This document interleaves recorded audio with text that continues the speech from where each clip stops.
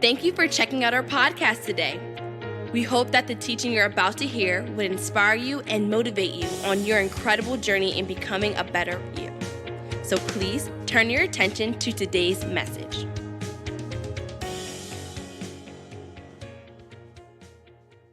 Are you ready? Are you ready? Listen, Scarlet Note, family, friends, for those that consider Scarlet Note to be your home within the next few days, you're going to receive a special gift on, I was going to say online, not online, but you're via mail. You're going to receive a special gift from us all here at Scarlet Note for you all as a constant reminder to get ready, get ready, get ready.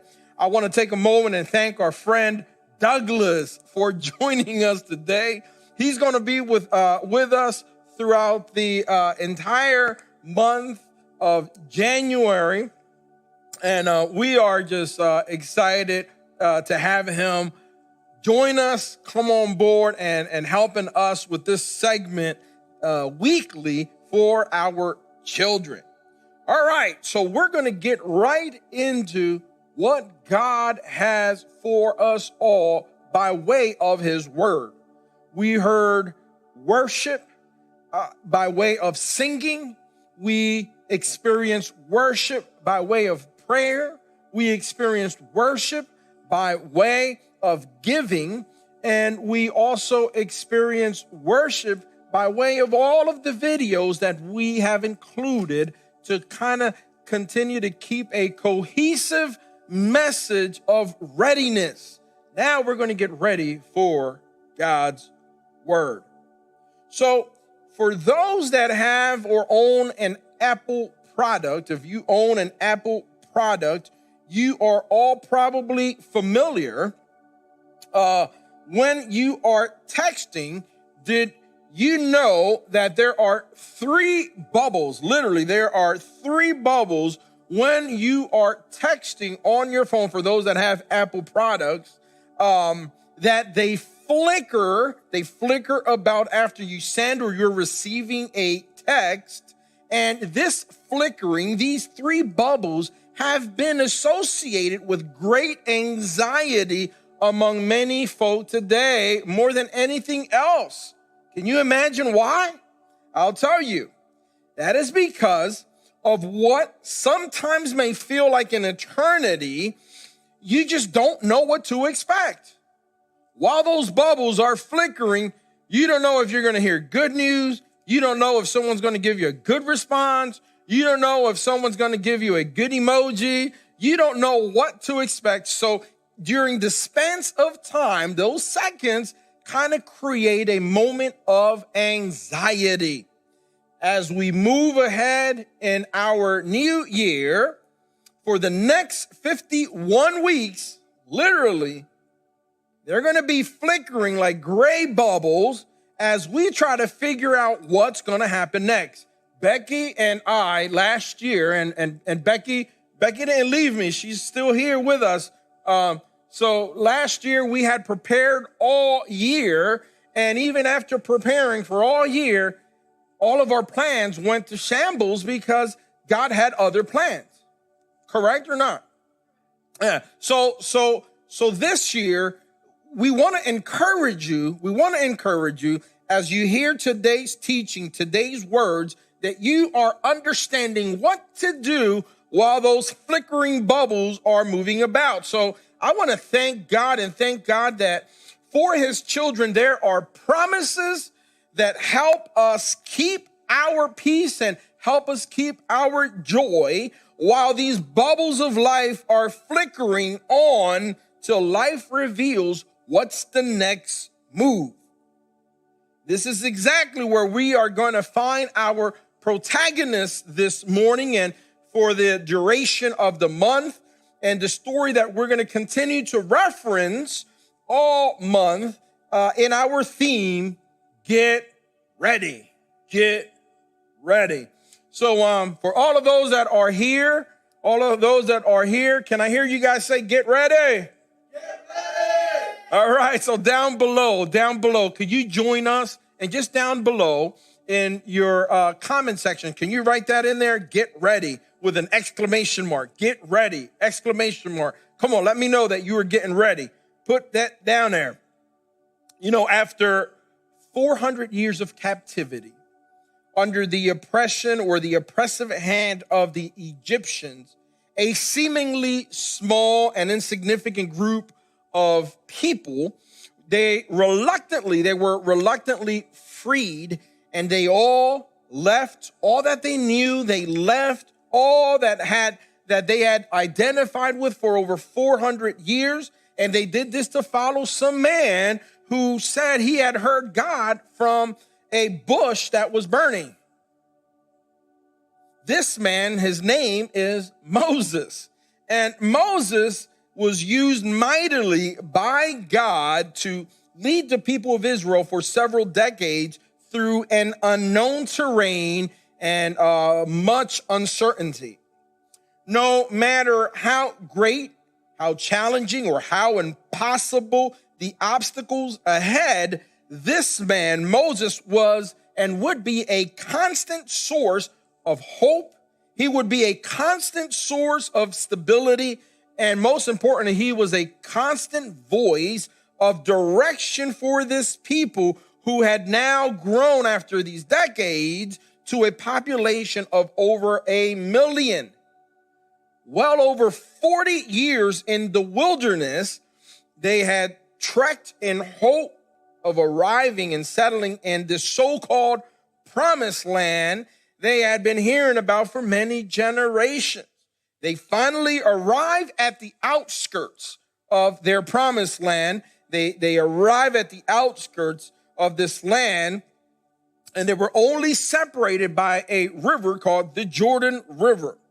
Now, upon arriving, God informs the faithful and the devoted leader that not all would enter into the land, that not even Moses himself, the devout leader himself, would enter, but that instead of Moses, Moses' servant, Moses' assistant, his faithful companion, Joshua, would enter instead, and he would enter with a whole new revised list of people. Now, fast forward as Moses prepares to transition leadership from his hands to Joshua's hands. Joshua is now overtaken by fear and intimidation. Joshua would now have to face uncertainty without the constant guidance of his predecessor, Moses. He would now have the burden to hear God for himself. Joshua would now find himself in a constant pursuit in his faith, a constant pursuit that would now be on the merit of his own walk, his own faith walk. Now, you may think that this is an easy task, but scriptures tell us over and over that the people of Israel were a stubborn people, that they were a stubborn people. And the road ahead was difficult, not because of its logistical obstacles, but because the leader that was now leading would have to overcome the greatest obstacle that we all wrestle with, and that is a fear of the unknown. Remember those flickering bubbles I was telling you about, right? That unknown, that moment, that span of time where you just don't know is a place of fear for many of us. Just like 2020 was a space or a place of fear for many of us. I know that even looking forward, we don't know what March or February or April and on. We don't know what they're going to look like. So it can cause a level of anxiety.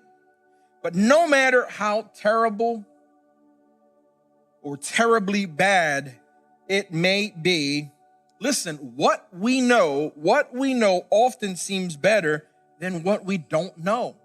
Listen to that. No matter how terribly bad something we know may be, sometimes that thing that we know is a little more comforting than not knowing. Too often we fall victim to this emotion, fear of the unknown. That's a pretty common thing, especially when you are in leadership. Those that are leading, for those that are pastors, those that are leading during these times, it can become a place of fear, a place of anxiety at times, because you just don't know how to predict what's going to happen ahead. And that is a place of anxiety.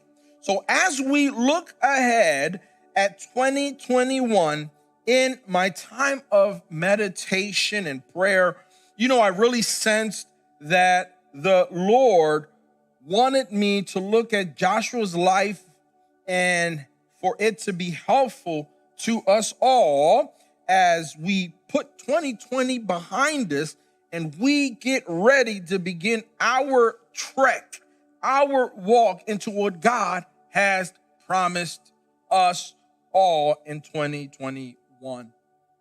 And the next 4 Sundays, I want you to follow closely as these parallels, there are parallels between Joshua's walk, Joshua's story, and this year is going to be pretty uncanny. So this morning, I want to begin our chat with the scene after this transition, after this moment of secession between Moses and his servant or his aide, Joshua. And we're going to start with God's instructions to Joshua as the newly chosen leader of the people of Israel. So we're going to look into Joshua. I want you to go with me, Joshua chapter 1. I want you to read ahead of me. Go into the book of Joshua and just read ahead, and you're going to find incredible encouragement in these chapters. So chapter 1, verses 1 through 9. So after the death of Moses, the Lord's servant, the Lord spoke to Joshua, the son of Nun, Moses' assistant. He said, Moses, my servant, is dead. Therefore, the time has come for you to lead these people, the Israelites, across the Jordan River into the land that I am giving them. He said, I promise you what I promised Moses. Wherever you set foot, you will be on land that I have given you. From the Negev wilderness in the south to the Lebanon mountains in the north, from the Euphrates River in the east to the Mediterranean Sea in the west, including all the land of the Hittites, no one will be able to stand against you as long as you live. For I will be with you as I was with Moses. Let's continue reading. I will not fail you or abandon you. But then he says, be strong and courageous, for you are the one who will lead these people to possess all the land that I swore to their ancestors that I would give them. Then he says, be strong and very courageous. Come on, be strong and very courageous. Be careful to obey some of the instructions. No, all of the instructions Moses has given you. Do not deviate from them, turning either to the right or to the left. Then you will be successful in everything you do. It says, study this book of instruction continually. Meditate on it day and night, so you will be sure to obey everything written in it. Only then will you prosper and succeed in all you do. This is my command. Be strong, courageous. Do not be afraid. Do not be discouraged. For the Lord your God is with you wherever you go. So the first thing I want us to observe, that over and over, the message to Joshua was simple. It was practical. It was very doable. Listen, it was simple. It was practical. It was very doable.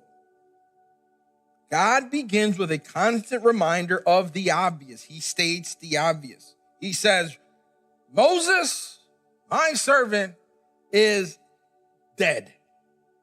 Remember how I was with him? Do you remember, Joshua? Do you remember? God didn't tell Joshua or didn't ask Joshua, do you remember Pharaoh? Do you remember Egypt? Do you remember being chased? Do you remember the armies of Pharaoh chasing you? Do you remember being trapped, having a great sea in front of you and an army behind you? He didn't say, do you remember the wars? Do you remember the thirst? Do you remember the hunger? Do you remember the heat? Do you remember how cold it was at night? Nope. That's not what God reminds Joshua. God tells Joshua, what I want you to remember is how I, your God, your providence, your protector, your healer, I want you to remember how I was with Moses. That's what he said. God wanted Joshua to live in complete and utter confidence that God was the source of Moses' success. I don't want you to forget that. I don't want you to forget that. And in the same way that I was with Moses, I will be with you, Joshua. And he says, I'm going to be with you, Angel. He says, I'm going to be with you, Deanna, who are watching, Gladys, you that are watching, the Clark family, Jordan, and on and on and on. I will be with you in the same way that I was with Moses. God didn't want Joshua to think that there was anything special or out of the ordinary with this man named Moses, or that there is anything that qualified Moses as a leader other than the simple fact that God was with. That's what made him an incredible leader. God was with. Man, think about that for a second. This is relevant for you and this is relevant for me today, because God wants us to know that what stands between a life of success, what stands between a life of failure, and life has nothing to do with people. It has nothing to do with your qualifications or your skills or your talent or your gifts. It has everything to do with God being with or God being absent. Did you get that? So we also see that God gives conditions to Joshua. Okay, he gives conditions. He gives these contingencies. There are things that God promised Joshua. There are things that God is promising you in 2021, 2022, and even ahead. But just like today, there are things that are promised to us as God's children, but there are also things that God expects from us as his children. I know that if you are a parent, and I'm a parent, I'm a happy parent, and there were things that I would give to my children, but I would also require some things in return, all right? So what I want you to consider is that this story serves as a model for us all in how to live as God's children. Moses here not only is a type of a leader and a rescuer, but Moses here can also represent a season. Now, we're talking about Joshua, but I want you to kind of see these parallels here. That's the way that I want us to look at this story and apply this story and the protagonist. So Moses, as we are moving ahead in 2021, can serve as a reminder that there are seasons in which God moves mightily in a way, in a method, in a form, strategically or logistically. But then God tells the next person, Joshua, hey, Moses, that season is dead. It's done. Wow. That season, that method, that strategy is dead. Kind of like a lot of what we were doing in 2020 as what we call church. It's done. There's something new. There's something fresh. I'm still with you. I'm just not going to do it in the same way that I did it in years past. Joshua here can be seen as a new way, a new season, a new method, a new manifestation of what God's mighty power is going to be doing in this next season in our lives. The seasons aren't the same. The experiences cannot be the same. The challenges aren't the same. Obstacles aren't the same. But what remains the same and forever unchanging is the one, the only confidence and trust to know that he is with us. That is exciting, and that is good news to know that even in the midst of all of these unchanging seasons, though they may change, methods may change, strategies may change, the one that is with you during all of those changes never changes. That's good news. So I want you to remember that as you get ready for 2021, as you get ready for this uncertainty that's ahead of us in 2021, that God tells you the same thing that he told Joshua. All right, and we're wrapping this up. This is God's promise to us all. Number one, he promised, I promise to be with you. I promise to be with you in the same way that I was with Moses. Moses serves as a constant reminder. Listen, I did it with him. And the reason he had success was because I was with him. And in the same way, I'm going to be with you. Someone needs to hear this morning. Listen, if God is with you, who and what can be against you? Number two, no one, nadie, no one will be able to stand against you as long as you live. For I will be with you in the same way, again, as I was with Moses. Number three, listen to this. If this is a promise from God, these are his promises. He said, number three, I will not fail you and I will not abandon you. I don't know what the obstacle ahead of you looks like. I don't know what the trek looks like ahead of you or what your wilderness may look like. But what's God promising you? He's not going to fail you and he's not going to abandon you. Stuff is going to get scary. Stuff is going to look threatening. Stuff is going to look challenging you. But he says, I promise my son, I promise my child, I will not fail you and I will not abandon you. However, this is what then he demands in exchange. What does he expect from us? Number one, be strong and courageous.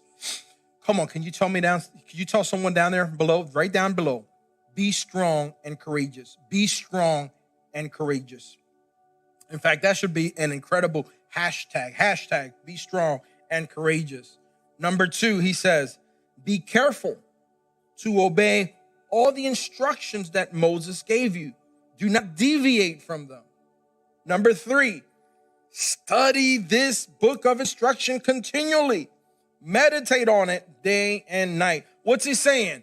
That if this is what you're doing at night, if this is what your meditation looks like at night, and it's not his word, it's not his book, chances are that you're opening up yourself for failure.